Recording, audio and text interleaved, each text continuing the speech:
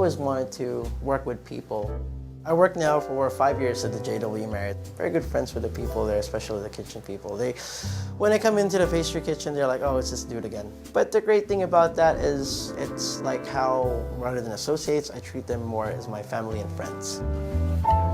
So I'm born and raised in Hong Kong. I studied here. I had a band before, and then I was a roadie. It didn't really work out. And so my drummer, who is now my business partner, is already a bartender at that time. So he asked me, so do you fancy working in a bar? I said, let's give it a try. I have no clue. I was 18 years old. So that's basically how I started. So we've opened this tattoo studio 5 months ago. It's called Circuit Square Tattoos & Co. Ronnie here is the artist already. We used to work together. We were in a band together. So we're inspired by 1950s pinup, post-World War. We're sailors. We're pinning them up on the walls. We wanted to make sure that how guests comes into our bars and restaurants in the hotel, that they want to make themselves feel at home. You want to feel that warmth. As imagining how would I want to be treated if I go out to a tattoo studio or a restaurant and bar.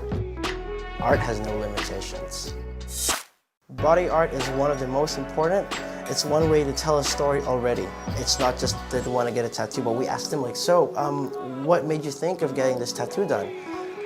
What does it mean to you? And so a lot of that stories as we go through, and nevertheless, they realize by the time that the conversations ended, the tattoo's been done already.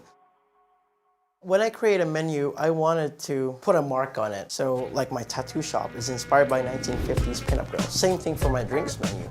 Betty Page in the States from 1950s. She's got this black brunette hair, so I came up with a black glass. She doesn't drink at all. She goes to a bar and she orders cranberry juice. So what I've decided was to add cranberry juice at the same time you add citrus like grapefruit. And a lot of Polaroids pictures came with her pictures in it. So why not clip on a Polaroid pic next to the glass?